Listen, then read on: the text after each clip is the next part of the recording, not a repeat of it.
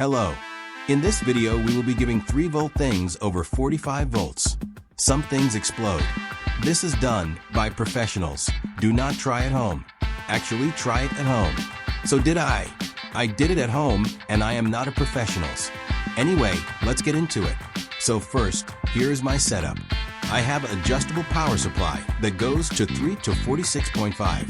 Okay, now let's power a LED with 15V. Then we will do 46.2V. Time for 47 volts. LEDs explode and motors smoke.